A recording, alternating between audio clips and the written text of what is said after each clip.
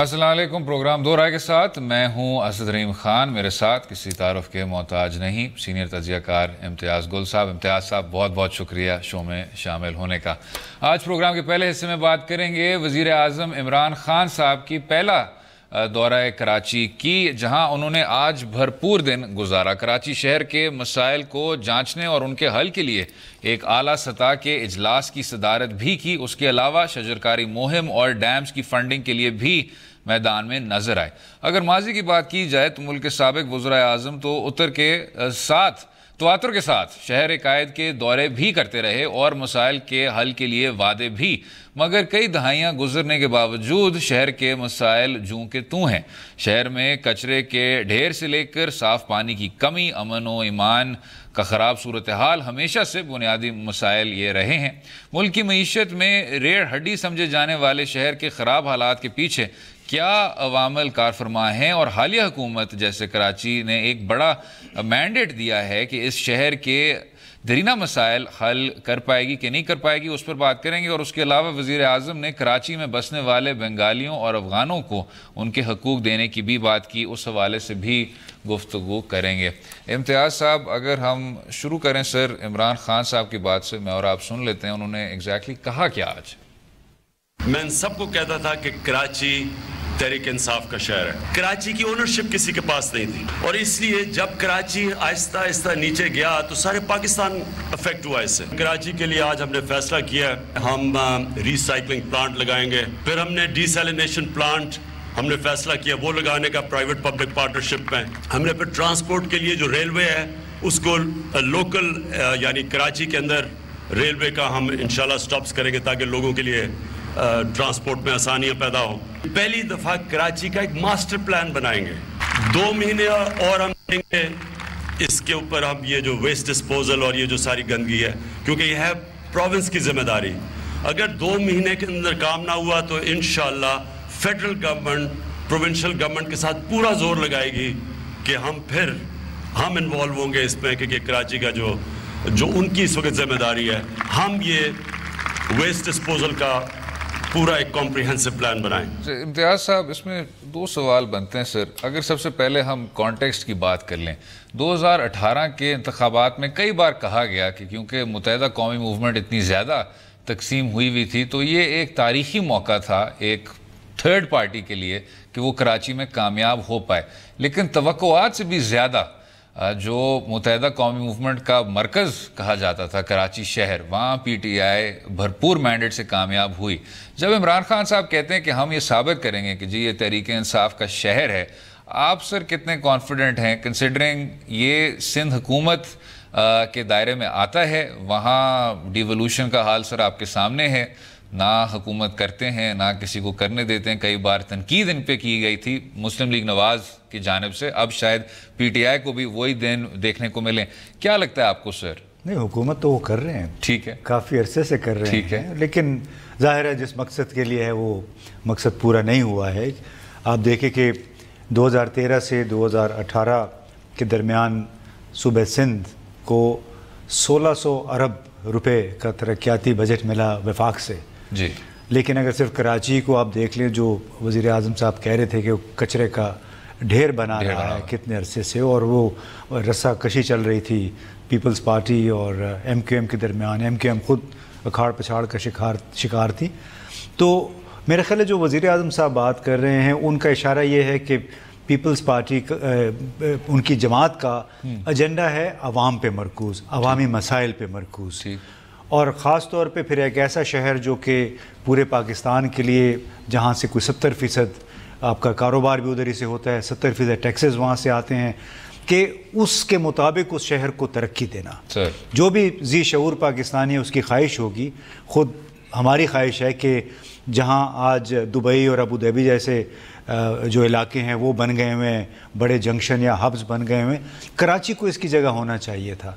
तो मेरा ख्याल है वज़ीर आज़म साहब का इशारा उस तरफ है कि कराची को जितनी तरक्की करनी चाहिए थी उसको नहीं हुई, और चूँकि उनका फोकस अवाम है और अवाम चूँकि ज़्यादातर तालीम याफ्ता हैं तो उनका ये ख्याल है कि वो अवाम उनका साथ देंगे। अगर उनका इख्तियार ना भी हुआ चूँकि ज़ाहिर है हुकूमत तो किसी और की है, लेकिन मुझे तवक्को ये है कि जिस पार्टी ने सिर्फ अपने लिए हुक्मरानी की है गुज़िश्ता 10-15 बरसों से सिंध में, वो अब थोड़ा बहुत उन गरीब आवाम के लिए भी कुछ वक्त निकालेगी, जिनके कंधों पे वो सवार होके ऐवान इक़्तिदार में पहुंचते हैं। ये 40-40 गाड़ियों के लैंड क्रूज़र्स के काफ़िलों में वो सफ़र करते हैं। तो मेरा ख़्याल है कि मुझे ये उम्मीद है कि चूँकि वज़ीर आज़म का जो ज़ोर है वो अवामी मसाइल पे है, कराची की तरक्की पे है, तो इससे उम्मीद है कुछ ना कुछ निकलेगा। जनाब, हमें अभी ज्वाइन किया है सीनियर तज्ज़ियाकार मज़हर अब्बास साहब ने। मज़हर साहब, आपके कराची शहर के तमाम अमूर पर बहुत गहरी नज़र रहती है। जो अभी इम्तियाज़ साहब भी बात कर रहे थे सर, 18वीं तरमीम के बाद बहुत ज़्यादा इख्तियारात पाकिस्तान पीपल्स पार्टी को डिवॉल्व हो गए हैं। जब इमरान खान साहब कहते हैं ये तहरीक इंसाफ का शहर है, तो क्या फेडरल हुकूमत जो है, वफाकी हुकूमत है, वो अब अपना किरदार अदा कर पाएगी? जो उन्होंने इमरान इस्माइल साहब को भी अब फोकल पर्सन अनॉइंट किया है कि वो फेडरल प्रोजेक्ट्स को देखें और उनकी सुपरविजन में ये सब कुछ हो। देखिए, उम्मीद तो रखी जा सकती है, लेकिन कराची का सबसे बड़ा मसला ये है, जो शायद किसी भी दूसरे शहर का नहीं है जी, कि कराची कभी फेडरल और सिंध गवर्नमेंट के दरमियान सैंडविच हो जाता है, और कभी कराची जो है वो सिंध और जो कराची में बल्दियाती हुकूमत होती है उसके दरमियान तसादुम का शिकार हो जाता है। बदकिस्मती से कभी भी फेडरल गवर्नमेंट और प्रोविंशियल गवर्नमेंट उस तरीके से उन्होंने एड्रेस नहीं किया। सब ये कहते हैं कि कराची माशी हब है, सब ये कहते हैं कि कराची तरक्की नहीं करेगा तो पाकिस्तान तरक्की नहीं कर सकता। लेकिन अगर हम पिछले 40-50 साल में जो कराची का हशर किया है, तो हमने दरअसल अपनी माशी हब को तबाह किया हमने। और अब मुझे तो, क्योंकि मैं तो ज़ाती तौर पे, लोग बहुत से मुझसे इख्तिलाफ करते हैं, लेकिन मेरा बड़ा कई सालों से ये कंसीडर्ड ओपिनियन हो गया है कि Karachi is not only ungovernable but Karachi is also unmanageable. ठीक। और उसकी बुनियादी वजह क्या है? देखिए, आज प्राइम मिनिस्टर आए, उन्होंने ब्रीफिंग ली। इससे पहले मुस्लिम लीग नून के नवाज शरीफ आए थे, वो ब्रीफिंग लेके चले गए थे। उससे पहले पीपल्स पार्टी। जिस शहर की आबादी का आपको नहीं पता कि इस शहर की आबादी कितनी है, उस शहर को आप प्लान कैसे करेंगे? जिस शहर की 50% आबादी कच्ची आबादियों में रहती है, और ये कच्ची आबादियां बड़े ऑर्गेनाइज तरीके से, यहाँ की जो लैंड माफियाज हैं उन्होंने यहाँ कच्ची आबादियों का एक जाल फैला दिया है। कराची में कोई 40 लाख के करीब एलियंस रहते हैं। कराची की जमीन को सोने की चिड़िया समझ के जो है वो मुख्तलिफ लोग जो है काबिज हैं। कराची में कोई 13 के करीब सिविक एजेंसीज हैं। ऐसे शहर में जहाँ ना पुलिस ओनरशिप कराची की लेती है, ना यहाँ की सियासी जमातें कराची की ओनरशिप लेती हैं। तो मैं तो देखता रहता हूँ, सुनता रहता हूँ, पढ़ता रहता हूँ। एक प्राइम मिनिस्टर आता है, दूसरा प्राइम मिनिस्टर आता है, तीसरा प्राइम मिनिस्टर आता है, और हैरान हूँ कि इतनी स्ट्रॉन्ग सिटी को, जो तमाम तर कत्लो गारतगरी के बावजूद भी मरकज को जो है वो 60 to 70% रेवेन्यू देता रहा है, उस शहर को हम डेवलप नहीं करते, उस शहर को हम रिकग्नाइज नहीं करते, उस शहर पे हम इन्वेस्ट नहीं करते। तो मैं तो हैरान हूँ कराची की, अपने जो कराची के रहने वाली, जो एमक्यूएम के जमाने में एमक्यूएम ने बड़ी अपॉर्चुनिटी मिस की। मेरा ख्याल है पाकिस्तान की सियासी तारीख में किसी को ये अपॉर्चुनिटी नहीं मिली थी जो एमक्यूएम को मिली। पीपल्स पार्टी सिंध का दारुल खिलाफा है कराची। पीपल्स पार्टी ने बदकिस्मती से कराची को उस तरीके से नहीं ओन किया, ना इन्वेस्ट किया कराची में। तो अब इमरान खान आए हैं, बहुत अच्छा विजन लेकर आए हैं जी। लेकिन अगर मैंने आज इस पर लिखा भी है कि जब तक एक टाइम फ्रेम नहीं होगा, देखिए कराची मास ट्रांजिट, और इम्तियाज जानते होंगे, कराची मास ट्रांजिट 40 साल पुराना मंसूबा है, आज तक नहीं बन पाई। कराची लियारी एक्सप्रेसवे जो बना है, जब शुरू हुआ था, जब उसका क्या प्लान था, आज क्या प्लान है। तो अगर आपने कराची को डेवलप करना है तो आपको एक टाइम फ्रेम देना पड़ेगा कि जी आपने 2 साल में ये चीज करनी है। अगर सर्कुलर रेलवे आपने 2 साल में चलानी है तो 2 साल से तीसरे साल में नहीं दाखिल होना चाहिए, वरना होता ही है कि प्रॉब्लम मल्टीप्लाई हो जाती है। आप एक फ्लाईओवर 3 साल में अगर बनाएंगे तो उसका ट्रैफिक फ्लो बिल्कुल उससे डबल हो जाता है। तो जब तक इन चीजों को एड्रेस नहीं किया जाएगा, कराची, मैंने इसीलिए ये दरखास्त की थी वजीर आजम से कि वो हेलीकॉप्टर से नहीं बाय रोड आए। उनको पता चलेगा कि जब एयरपोर्ट से आप स्टेट गेस्ट हाउस आते हैं तो आपकी बाएं तरफ जो जमीन है वो कैंटोनमेंट की और दाएं तरफ की जमीन आइडिया तो हो उनको। बिल्कुल ठीक मजहर साहब। ये इम्तियाज साहब, जो मजहर साहब ने बहुत दिलचस्प बात की कि कराची बुनियादी तौर पे अनगवर्नेबल है और अनमैनेजेबल है और बहुत बुनियादी मैट्रिक्स आपके पास नहीं है कि पॉपुलेशन कितनी ज़्यादा है, जो कच्ची आबादी ने भी एक मशरूम ग्रोथ इख्तियार की हुई है। अभी जो एलियंस की बात की मजहर साहब ने, अब सर आपने भी इस मौजू पे बहुत ज़्यादा तामीरी काम किया हुआ है।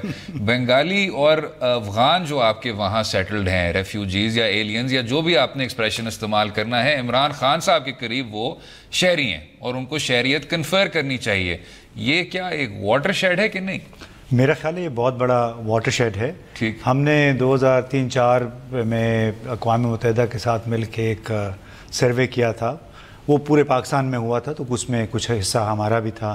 कराची के हम दूर दराज इलाकों में गए, जगह जगह हमें अफ़गान मिल रहे थे। लोग उनको समझते थे ये पाकिस्तान के पश्तून हैं, लेकिन असल में वो अफ़गान थे और कितने लाख उनकी तादाद थी। तो आज जो वज़ीर आज़म ने यह ऐलान किया है बंगाली बाशिंदों के लिए, अफ़गानों के लिए, जिनकी यहाँ पे दूसरी और तीसरी नस्लें भी चल रही हैं, आज भी वो गैर कानूनी तौर पे रह रहे थे। तो हम 3-4 साल से इस एडवोकेसी में मसरूफ़ थे, अपीलें कर रहे थे पाकिस्तान की हुकूमत से कि कम से कम वो अफ़गान जो यहाँ पैदा हुए हैं, जो यहाँ 3-4 साल की उम्र में आए थे, उन तमाम को आप शहरियत क्यों नहीं दे देते? ठीक है, क्योंकि अगर आपने उसको शहरियत दे दी तो इसका मतलब है कि आपके रेडार में आपकी ज़िम्मेदारी उतनी ही कम हो गई। सिर्फ जो अफ़गान मुहाजिरीन हैं, उनकी जो रजिस्टर्ड हैं इस वक्त पूरे पाकिस्तान में, सिर्फ मैं कराची की बात नहीं कर रहा हूँ, कोई 15 लाख के करीब हैं तकरीबन। उसमें से 10 लाख जो हैं वो सारे उनकी उम्र 25-26 और उससे भी कम है। राइट। तो इमरान खान साहब ने आज ये जो ऐलान किया है, मेरा ख्याल है बिल्कुल बहुत समझदारी का है और इनको अभी एहसास हुआ है कि जब तक आप इन लोगों को डॉक्यूमेंट नहीं करेंगे उस वक्त तक आप उस शहर की मनसूबाबंदी मुनासिब नहीं कर सकते। क्योंकि आप मनसूबाबंदी मिसाल के तौर पर 50 लाख के लिए कर रहे हैं, जबकि असल में मौजूद वहाँ पे 75 लाख हैं, तो उसमें सप्लाई, डिमांड और सप्लाई में फिर गैप तो रहेगा 25 लाख का। तो मेरा ख्याल है कि इमरान खान साहब को, हुकूमत को, बाकी इदारों को मिल के यही मॉडल बलूचिस्तान में और यही मॉडल खैबर पख्तूनख्वा में भी अप्लाई करना चाहिए, ताकि वहाँ पे जो लोग जो गैर मुल्की रह रहे हैं, जिनको पुलिस हरासा करती है, हमारे हुकाम हरासा करते हैं, उनको कुछ सुकून का सुख का सांस लें और अपनी कुछ ज़िंदगी बेहतर तरीके से गुजार सकें, क्योंकि मुआशी ज़िंदगी का वो पहले ही से हिस्सा हैं। बिल्कुल ठीक। मजहर साहब, ये जो अभी बात हो रही थी एलियंस की भी, सर इससे अगर ज़रा हट जाएं हम, इमरान खान साहब ने जो बात की कि 1-2 माह की उन्होंने लिमिट भी दी सिंध हुकूमत को कि जी आप क्या तो काम कर सकते हैं या फिर फेडरेशन इस तमाम चीज़ को आपसे ले सकती है। और साथ में सिर्फ जो बार बार कहा जाता है, दुरुस्त कहा जाता है शायद, कि जो रेंजर्स की कार्रवाई है उससे 90% आपकी क्राइम उसमें कमी देखने को मिली है, लेकिन अब फिर से स्ट्रीट क्राइम उभर के सामने आ रहा है। माजी में सिंध हुकूमत के लिए ये एक बहुत पॉइंट ऑफ डिफरेंस था मियां नवाज शरीफ साहब के साथ कि आपने कितनी देर तक रेंजर्स की कार्रवाई को जारी रहने देना है। तो अब क्या इस ऑपरेशन पे कोई लिमिट लगेगा, इसको बीफ अप किया जाएगा, जो क्राइम का भी सिलसिला है, इस चीज को आप किस तरह देखते हैं मजहर साहब? देखिए, एक 2-3 चीजें आज हुई हैं, जैसे सेफ सिटी प्रोजेक्ट वाली बात हुई है। अब इसमें भी माजी में भी बड़ी करप्शन रही है और मुझे अब भी कोई बहुत ज्यादा उम्मीद नहीं है कि ये चीजें बेहतर होंगी। पुलिस, देखिए आप कब से 1989 से रेंजर्स है कराची में, आप इतने सालों में आप अपनी पुलिस ऐसी नहीं बना सके कि रेंजर्स को वापस भेज दिया जाए। और जो सूरत हाल डेवलप हो रही है उसमें अब लगता भी नहीं है मुझे कि हम उस तरफ जा रहे हैं या उस तरफ संजीदा हैं हम उस तरफ। तो कराची का जो मल्टीपल प्रॉब्लम्स कराची को फेस कर रहे हैं, अब ठीक है, आप अच्छी बात है, आपने बंगालियों को शहरियत देने का फैसला किया है, कर दिया शहरियत देने का जी। वो लोग जो यहाँ स्टेशन हैं, जो ऑलरेडी कच्ची आबादियां हैं, कोई 7 से 8 हजार कच्ची आबादियां हैं, उसमें इलीगल वाटर, उसमें इलेक्ट्रिसिटी जो कुंडे पड़े हुए हैं, उसकी रोड लोगों ने घर बना लिए हैं, परमानेंट हुए हैं, कोई आता है पॉलिटिकल माइलेज के लिए, उनको लीज दे जाता है, एक के पास 4-4, 6-6 लीज हैं। देखिए, पॉपुलेशन का आना बहुत अच्छी बात है कि फ्लो रहे, इन्फ्लक्स रहे पॉपुलेशन का। ये तो शहर को डेवलप करने के लिए और शहर के लिए अच्छी चीज होती है, लेकिन इसकी प्लानिंग होती है। यहाँ मसला ये है कि वो यहाँ प्लानिंग क्या होती है, प्लानिंग ये होती है कि इतनी बड़ी तादाद में लोग आ रहे हैं तो इनको कहाँ बसा दिया जाए, एक कच्ची आबादी बना दी जाए। अब वो कच्ची आबादी प्राइज लैंड होती है। आपको पता है कि नॉर्थ नाज़िमाबाद के पीछे एक हुसैन डिसिल्वा टाउन है, और उस हुसैन डिसिल्वा टाउन के पीछे एक पूरी पहाड़ी है मीलों लंबी। वो पहाड़ी अब गायब हो गई है क्योंकि पॉपुलेशन ने उसको कवर कर लिया है। तो हमारे यहाँ जिस तरीके से औरंगी टाउन एशिया, इम्तियाज को पता होगा, औरंगी टाउन एशिया की सबसे बड़ी कच्ची आबादी है। तो आपके यहाँ लाखों की तादाद में लोग कच्ची आबादियों में रह रहे हैं। इनको प्रॉपर जगहें बनाई नहीं गई हैं, तो ना कराची का पानी का मसला हल होगा, ना कराची के बिजली का मसला हल होगा, ना कराची की जमीनों का मसला होगा। आपको पता है कि इस वक्त जो कई हजार घर ऐसे हैं जो 600 और 400 गज के मकानात थे, उन पे 1500 फ्लैट्स बन गए हैं। तो जिस तरीके से कराची को लूटा जा रहा है, उस तरीके से कराची पे इन्वेस्ट नहीं किया जा रहा। अब इसीलिए मैं कहता हूं कि जब तक मैंने तो ये लिखा है कि कराची में अगर आप सिविक इमरजेंसी डिक्लेयर नहीं करेंगे तो आप ये समझें कि जो आज इमरान खान मास्टर प्लान का कह के गए हैं, ये मास्टर प्लान बनने में 2 साल लग जाएंगे। अगर आपने इसको टाइम फ्रेम दे के जाएं कि 3 महीने में मुझे मास्टर प्लान चाहिए, और 3 महीने बाद उस मास्टर प्लान के मुताबिक आप करेंगे, और मास्टर प्लान बनाने वाले वो लोग हों जो इस पूरी माफिया का हिस्सा ना हो। वरना कराची में जो लोग ब्रीफिंग देते हैं हमारे हुक्मरानों को, वो खुद इस सारे क्राइम में जो है वो मुलव्विस हैं, चाहे वो बिल्डिंग कंट्रोल हो, चाहे वो केडीओ हो, चाहे वो केएमसी हो। ब्रीफिंग देने वाले और लेने वाले सब उसमें शामिल थे ना। तो अभी शायद ये फर्क हो कि जो ब्रीफिंग लेने वाले हैं कम से कम वो उनके काफ़ी सारी तादाद उसमें शामिल ना हो। चलें सर, इसी नोट पे ज़रा वक्फा लेते हैं और अगले हिस्से में बात करेंगे कराची शहर बदअमनी के मुतालिक। रहिएगा हमारे साथ।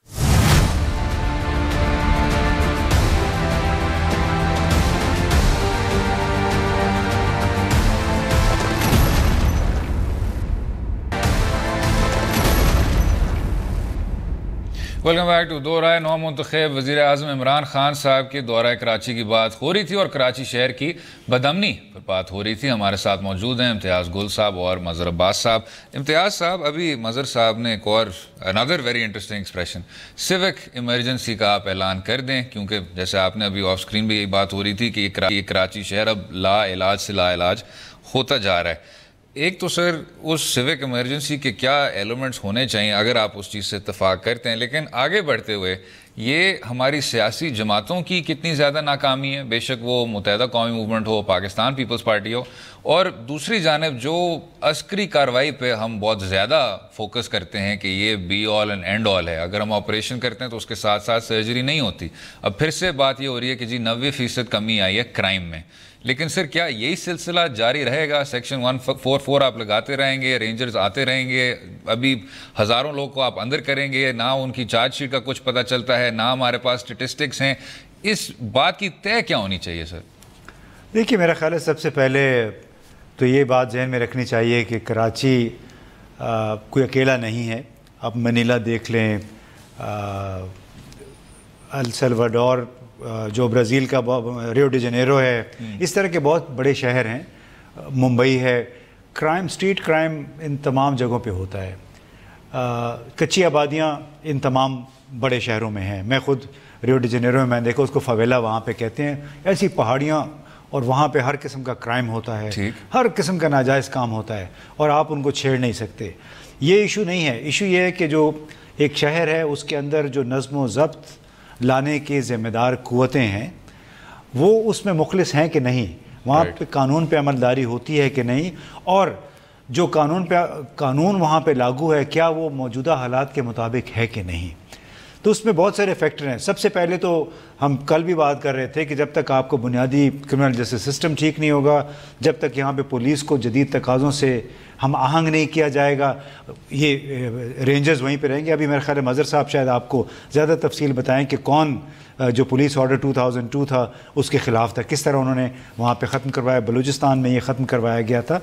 तो जब तक आप कानून पे यकीन रखवाले नहीं रखेंगे वहाँ पे, और ये जो सिविक इमरजेंसी की जो बात थी, मुझे नहीं मालूम कि मज़हर का इससे क्या मुराद है, उसका क्या मतलब है कि आप वहाँ की जो आया वो सूबाई हुकूमत करेगी या मरकज़ी हुकूमत करेगी, और क्या इसी ब्यूरोक्रेसी की मदद से करेगी जिसके ताने बाने ऑर्गेनाइज क्राइम के साथ भी मिले हुए हैं, सियासतदानों के साथ भी मिले हुए हैं, पुलिस भी उसमें शामिल है। जी मज़हर साहब, ये जो अभी बात हो रही है सर, जो कहा जाती है तासुर है, और मैं इसलिए कह रहा हूँ कि तासुर है क्योंकि मैं एतराफ़ करता हूँ सर कोई उस तरह की एम्पेरिकल डेटा तो नहीं मौजूद कि सिंध सूबे की पुलिस सबसे ज़्यादा पोलिटिसाइज्ड है और उसमें सबसे ज़्यादा सियासी मुदाखलत भी होती है। और ये जो सर बहुत बड़े आपको गैर कानूनी सिलसिले नज़र आते हैं, बेशक वो बदलिया फैक्ट्री फायर हो, बेशक वो 12 मई 2007 का इंतहाई अफसोसनाक किस्सा हो, वो भी जो तमाम कार्रवाइयाँ थी या इंक्वायरियाँ थी वो मंजिल तक नहीं पहुँच पाई। और लोग कह रहे हैं कि ये इस्तगासा की बुनियादी कमज़ोरी है, लेकिन पॉलिटिकल विल भी साथ साथ सर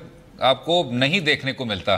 तो इस चीज़ में इस्लाह लाने के लिए जिस तरह इम्तियाज़ साहब कह रहे हैं, क्या वही सर क्रिमिनल प्रोसीजर कोड, इस्तगासा को दुरुस्त करना, सिंध पुलिस को उसमें शफाफियत लाना, ये तमाम चीज़ें करनी होंगी, या जिस तरह आपने कहा वो सिलसिला अभी देखने को नहीं मिल रहा, and you might need something of a civic emergency of sorts? देखिए, जो इस वक्त सूरत हाल है वो बड़ी एक्स्ट्रा ऑर्डिनरी है। तो सूरत हाल ये है कि जो एक कनाइवेंस है between politics, crime, terror, police और कहना नहीं चाहिए लेकिन किसी लेवल ऑफ जुडिशरी की हद तक भी बात चली जाती है। अच्छा, अब जो केसेस हैं डिस्ट्रिक्ट लेवल पे बिल्कुल है। हमारे यहाँ सबसे बड़ी बदकिस्मती ये है कि हमारे यहाँ मुकदमात खराब बड़े आसानी से किए जाते हैं।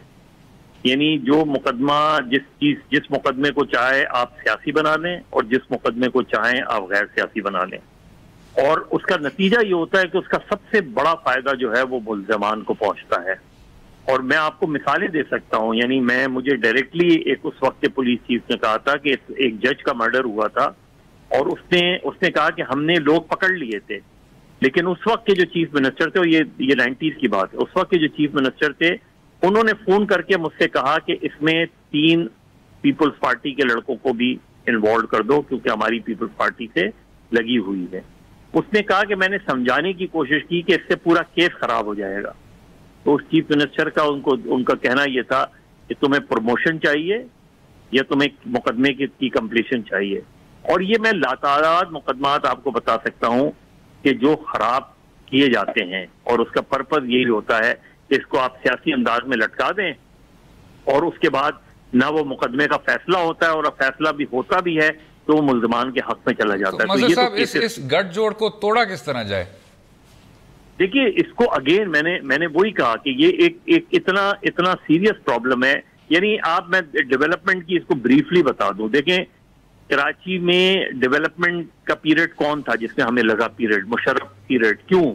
इसलिए कि वहां फेडरल गवर्नमेंट का फ्लो ऑफ जो डेवलपमेंट में इन्वेस्टमेंट है वो हमें उसमें किसी रुकावट के बगैर नजर आती है।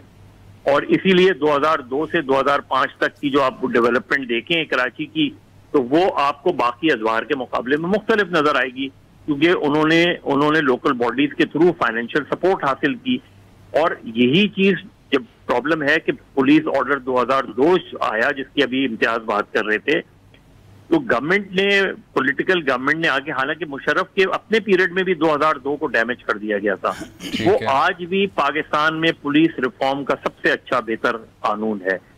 उसको रातों रात तब्दील किया गया। जब 2008 में पीपल्स पार्टी की गवर्नमेंट आई, उन्होंने बाकायदा उस वक्त के एक मरतबा मुझे उस वक्त के जो सीनियर ऑफिशियल थे उन्होंने खुद बताया था कि उनको बाकायदा बुला के ये कहा गया कि पुलिस ऑर्डर 2002 खत्म करना है। तो उसने कहा कि बिल्कुल खत्म करें, तो हम एक उसका ऑल्टरनेट तैयार कर लेते हैं। उन्होंने कहा ऑल्टरनेट छोड़ें, आप ये बताएं कि आज रात नोटिफिकेशन अगर उसका होता है से खत्म करने का, तो उसका ऑल्टरनेट क्या है? तो उसने कहा उसका ऑल्टरनेट तो फिर यही है कि 1861 का रिवाइव कर दें, क्योंकि वरना तो एक वैक्यूम आ जाएगा। तो उस वक्त से लेके आज तक 1861 के कानून के मुताबिक पुलिस चल रही है। तो अब इसको ब्रेक कैसे किया जाए? देखिए, ब्रेक करने का तो एक तरीका है कि पीपल्स पार्टी की यहाँ गवर्नमेंट अगर किया तो पीपल्स पार्टी को ये रियलाइज करवाया जाए, उस चीज को इमरान खान बैठ के सीरियसली गुफ्तगू करें। कोई एपेक्स कमेटी किस लिए होती थी? एपेक्स कमेटी का इजलास बुलाएं, वो आज भी एग्जिस्ट करती है। उसमें चीफ मिनिस्टर भी होता है, गवर्नर भी होता है, आर्मी चीफ भी होता है, उस वक्त का उसमें प्रेसिडेंट भी होते हैं, सारे लोग होते हैं उसमें DGISI भी होते हैं, DGMI भी, सारे लोग बैठते हैं। आप बुलाएं, आप सामने रखें, एक पिक्चर को सामने रखें और उनसे कहें कि जी कराची जो है वो कमर्शियल हब है, पोर्ट सिटी है, ये हम समझते हैं, ये चीजें इंपॉर्टेंट हैं। सेपरेट पुलिस को पुलिस ऑर्डर 2002 के सेट चलाएं, डीपोलिटिसाइज, कंप्लीटली डीपोलिटिसाइज। उसका एक फॉर्मूला बनाया भी गया था AD ख्वाजा के पीरियड में, और उसको कोर्ट ने उसकी ओनरशिप ले ली थी। उसमें थोड़ी सी कॉम्प्लिकेशंस आ रही हैं अभी, जो मैंने मालूम किया मुख्तलिफ उससे, कि उन्हें कॉम्प्लिकेशन ये आ रही है कि कोर्ट ने कुछ बायलॉज तय कर दिए हैं उसमें।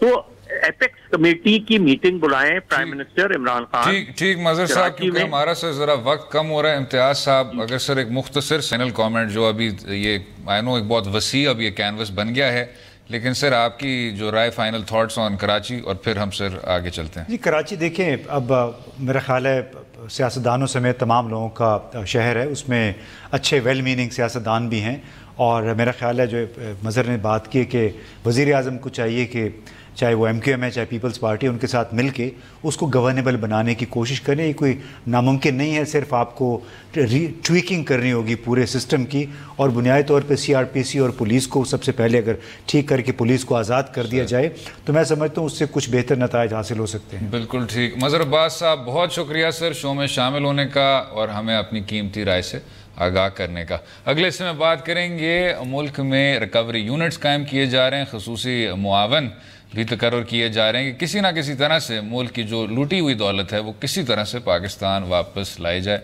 इम्तियाज़ साहब से पहले भी हम इस मौजू पर बात कर चुके हैं, लेकिन अभी फिर बात करेंगे वक्फे के बाद। रहिएगा हमारे साथ।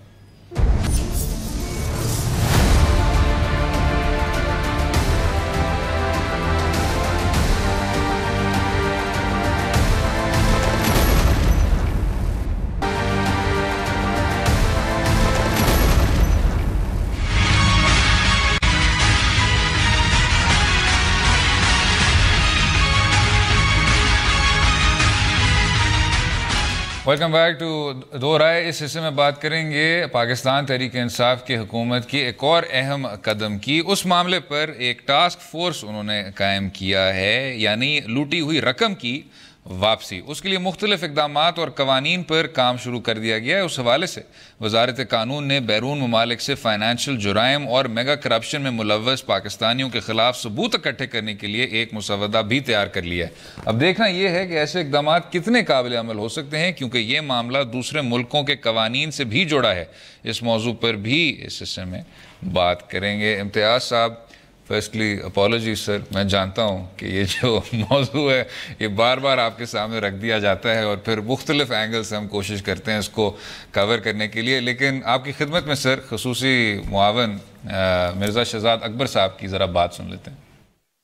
एक कानून लाया जाएगा इमीडिएटली एक ऑर्डिनेंस की सूरत में विसल ब्लोअर इन्फॉर्मेंट प्रोटेक्शन के लिए, जिसमें जो भी इन पैसों की वापसी के लिए मदद करेगा, इंफॉर्मेशन देगा, उसकी सक्सेसफुल रिकवरी के ऊपर 20% उस रिकवरी का उसे दिया जाएगा।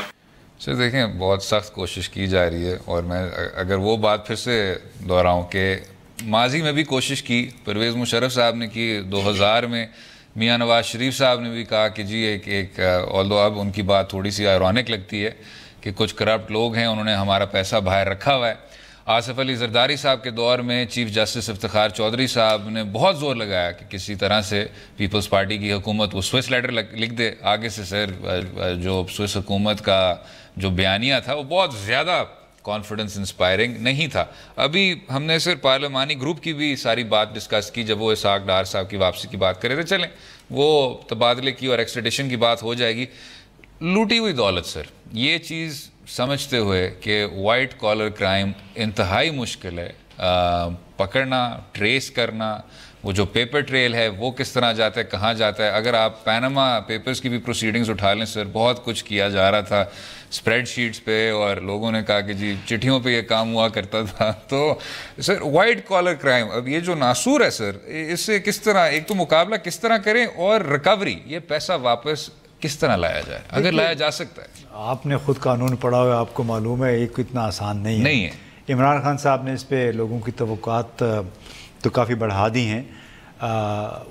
उनकी उसे कहते हैं कि वेल मीनिंग है, कि उनकी ख्वाहिश है कि जो पैसे लूटे गए वापस आएँ, लेकिन ख्वाहिशें और ज़मीनी हक़ाइक़ दो मुख्तलिफ चीज़ें हैं।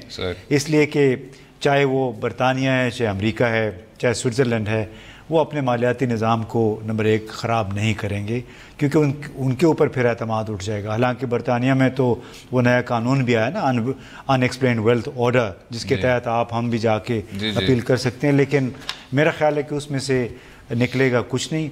सबसे जो क्रिटिकल बात इन्होंने अलबत्ता की है वो है ये विसल ब्लोअर एक्ट जी, कि जो खैबर पख्तूनख्वा में इन्होंने किया PTI की हुकूमत ने, और अभी वज़ीर आज़म ने अपनी पहली तकरीर में भी कहा था कि हम ये नया कानून लाएंगे, जो कि शहजाद साहब ने भी अभी बात की है।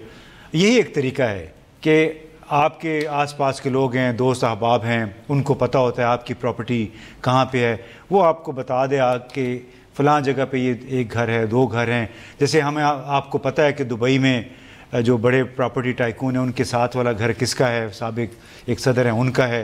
ये इस तरह की बातें हैं। अगर तो उससे मुताल्लिक हम कोई दस्तावेज़ कोई भी ले आता है तो जाहिर है वो एक काफ़ी बड़ा हथियार हुकूमत के पास आ जाएगा, ताकि उस मुल्क से फिर रब्ता किया जाए कि ये पैसे हैं, हमें अब नहीं मालूम कि इन्होंने कैसे ख़रीदा, इसलिए कि घर में इनकी आमदनी इतनी थी, जबकि आमदनी से कई गुना बड़ा जो घर है उन्होंने वो ख़रीद लिया है। तो मेरा ख्याल एक ही तरीका है, ये जो नया कानून लाने की कोशिश कर रहे हैं, इसके ज़रिए शायद वापस आ सके। दूसरे जो उम्मीद इन्होंने लगाई हुई है कि स्विट्ज़रलैंड में पढ़े हैं और बरतानिया में पढ़े हैं, वो पता नहीं क्या है, जो वो ये किसी के इनके कान में कोई डाल देता है कि इतने अरब डॉलर वहाँ पे पड़े हुए हैं, ये ले आएँ।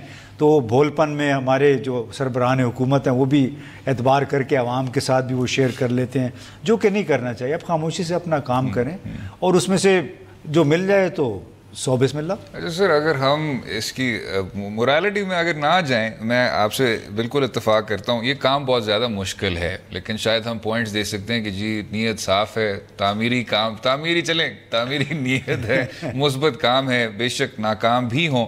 लेकिन आपने ये ज़रूर देखा होगा जनाब कि एक नज़रियाती शिफ्ट आ रहा है, यानी पाकिस्तान के जो तज्ज़ियाकार हैं, जो बहुत देर से कहते आ रहे हैं कि 80 और 90 की दहाई के बाद से करप्शन का एक मशरूम ग्रोथ हुआ है, लेकिन अब एक रोल बैक हमें नज़र आ रहा है। यानी अब ये जो बात की जाती है बार बार कि करप्शन इतना बड़ा मसला नहीं है, अदारों की कमज़ोरियाँ एक बहुत बड़ा मसला है, ये जो इसको जमहूरियत के साथ कभी कभी इक्वेट कर दिया जाता है। पाकिस्तान तहरीक इंसाफ का एंटी करप्शन का अपना एक मरकज़ी प्लैंक बनाना, इस पर भी तनकीद की जाती है। तो ये जो सर एक रिएक्शन आया है कि आप करप्शन को इशू क्यों बनाते हैं, ये आपके मुताबिक ये क्यों होता है? इसलिए कि जो ग्रोही मफादात हैं जी, उन पे ये ज़रब पड़ने का ख़दशा है। ठीक है, चाहे वो हमारी वजारत इत्तलात है, उससे हमारे बेशुमार जो शाम को TV पे बैठे होते हैं बड़े बड़े हमारे जय्यद उलेमाए सहाफ़त जो हैं, उनकी बहुत बड़ी तादाद इससे मुस्तफ़ीद होती रही है, अब भी हो रही है। लेकिन जब अब ज़रा नए कवानीन आएंगे तो वो तमाम जो मुराद हैं इन लोगों से रहेगी। जी उन्होंने कहा मैं लाहौर से आ रहा हूँ, मैं कराची से आ रहा हूँ, एयर टिकट भी मिल जाता है, यहाँ होटल भी मिल जाता है, होटल एयरपोर्ट से आते हैं उनको टैक्सी भी मिल जाती है, मतलब गाड़ी भी मिल जाती है। तो इस तरह के जो अल्ले तल्ले हैं जो कि अवाम के पैसों पे, अवाम के से वहाँ से सर ये तो मेरा ख्याल है अब जाहिर है इन लोगों को प्रॉब्लम भी होगा। बिल्कुल ठीक सर, इनकी तो चीखें निकलेंगी। वक्फा लेते हैं इसी बात पे और अगले समय बात करेंगे बल्दियाती निज़ाम की और PTI के एक नए प्लान की। रहिएगा हमारे साथ।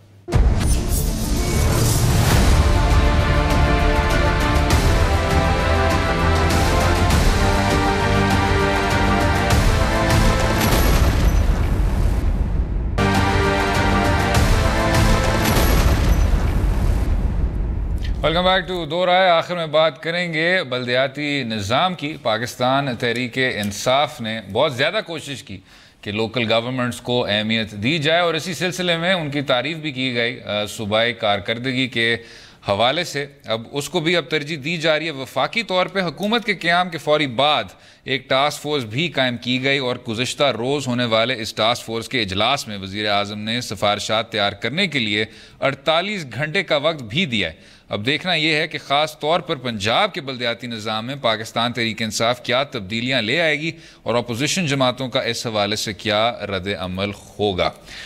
इम्तियाज़ साहब, इससे पहले कि हम सिर्फ वो स्ट्रक्चरल बातों पे आएँ, तो ये जो एक चलें गॉसिप के हवाले से ही बात कर लें कि लोकल गवर्नमेंट्स की मीटिंग पे जब मुस्लिम लीग नवाज़ के लीडरान ने कंसल्टेशंस की, तो उसमें सर ज़िमनी हुकूमत के जो नुमाइंदे थे वो बहुत कम नज़र आए, और उससे ये तासुर गया कि शायद कोशिश ये की जा रही है कि अब नून लीग से भी अब मज़ीद तब्दील होते हुए तब्दीली की जमात की तरफ वो चले जाएं। तो एक तो ये बात सर, और दूसरा जो आपने देखा एक रोल बैक हुआ लोकल गवर्नमेंट्स के हवाले से पंजाब सूबे में। आप फिर से अंग्रेज़ों के निज़ाम के डीसीज और उन पे रिलाई करना शुरू हो गए, कमिश्नर्स पे। और एक सर ये एक वाज़े कि मुस्लिम लीग सोच थी, और एक हद तक दुरुस्त भी थी, कि परवेज़ मुशर्रफ साहब के दौर में जब आपने इस तरह की डिवोल्यूशन की तो आपके जो कमिश्नर्स थे उन्होंने बहुत ज़्यादा करप्शन की, और इस वजह से हमें इस तमाम निज़ाम को रोल बैक करना है। सर अगर आप उसको एड्रेस करना चाहें, और साथ में सर जो इमरान खान साहब को अब ये नज़र नहीं आ रहा कि ये कंसेंसस किस तरह लाया जाए, क्योंकि पहले प्लान पे इत्तेफाक नहीं पैदा कर पाए वो। देखिए, ये तो हम आपको मेरा ख्याल है तारीफ़ करनी चाहिए इमरान खान की कि अच्छा, एक मुशावरती प्रोसेस के ज़रिए वो कर रहे हैं। ठीक है, क्योंकि उन्होंने ये नहीं कहा कि मैंने हुक्म दे दिए अब आप एक नया निज़ाम लाएं, उस पर सलाह मशवरे का सिलसिला जारी है, और होना भी चाहिए। ठीक है, देखिए ना, पहले 2-3 फैसले जो हुए एडवाइजरी काउंसिल के हवाले से, कितनी जगहंसाई हुई पाकिस्तान की। भले वो ठीक उससे कतई नज़र के ठीक या गलत फैसला था, ये हुआ कि चूँकि सोच विचार नहीं की गई उस पर, तो बड़ी अच्छी बात है कि इस पर सोच विचार वो कर लें। अच्छा, और कितनी बदकिस्मती की बात है कि जो लोग ख़ुद को जमहूरियत पसंद कहते हैं, उन्होंने गुज़श्ता दौरे हुकूमत में सुप्रीम कोर्ट के हुक्म पे बामरे मजबूरी बल्दियाती इंतखाबात करवाए। राइट, वो बल्दियाती इंतखाबात हो गए तो वाहिद सूबा था जिसने सबसे पहले इंतखाबात करवाए, और उन इख्तियारात का को डिवॉल्व भी कर दिया, यानी अवामी सतह तक ले भी गया। वो खैबर पख्तूनख्वा था जी। उन्होंने एक नया स्ट्रक्चर दिया, उसमें बहुत सारे मसाइल भी आए, वो अलग बात है। लेकिन आप नीयत को देखें कि एक सूबे ने करवाए, बाकी 3 सूबों ने बामरे मजबूरी वो इंतखाबात कर, इख्तियारात उनको कभी नहीं दिए, इसलिए करने के बाद भी। और उसमें एक ऐसे भी हमारे दोस्त शामिल थे पंजाब हुकूमत बल्कि मरकज़ में, जिन्होंने इख्तियारात को तफवीज़ करने यानी लोकल गवर्नमेंट को मकबूल आम बनाने के लिए एक कैंपेन चलाई 3-4 साल, और पता नहीं कितने करोड़ रुपए उन्होंने डोनर्स के उस पर लगा दिए। लेकिन वो जब हुकूमत में आ गए फिर वो लोकल गवर्नमेंट को भूल गए, इसलिए कि उनके जो बड़े थे वो नहीं चाहते थे कि इख्तियारात उनके हाथ से निकलें। वो अपने हाथ से ASI भी लगाना चाहते हैं, DSP भी लगाना चाहते हैं, कमिश्नर को भी अपने थंब तले रखना चाहते हैं। तो ये बड़े बहुत बड़ा तज़ाद है जो कि हमें देखने में अभी जो कुछ होने जा रहा है। उम्मीद ये करनी चाहिए कि वाक़तन ये लोग इस पे यकीन रखते हैं कि हुकूमतकारी जो है वो अवामी सतह तक पहुँचाएँ। दुनिया भर में ये हुआ है, आपको पता है, चाहे बरतानिया हो, चाहे जर्मनी हो, फ्रांस हो, कि बिल्कुल निचले लेवल पे इस वक्त अलबत्ता मेरा ख्याल है जो हमने सुना है कि इख्तिलाफात इस समर पे हैं कि आप गाँव की सतह पे ले जाएं या यूनियन काउंसिल की सतह पे ले जाएं। वो मेरा ख्याल है पार्टी में बड़े नामी ग्रामी लोग बैठे, उन्हें खुद पता है, हम आप तो सियासतदान नहीं हैं जनाब, तो वो मेरा ख्याल है फैसला कर लेंगे जल्दी। इम्तियाज़ गुल साहब, बहुत बहुत शुक्रिया सर शो में शामिल होने का, ना सिर्फ आज लेकिन कल भी सर तकलीफ दी आपको। चेक मेरा कब मिलेगा? Very shortly sir, very kind of you, बहुत बहुत शुक्रिया। उम्मीद है आपको आज का प्रोग्राम पसंद आया होगा। मुझे और इम्तियाज़ गुल साहब को भी अपनी राय से आगाह कीजिए सोशल मीडिया के लिंक्स के जरिए, और इजाज़त दें अगले हफ्ते तक। खुदा हाफिज़।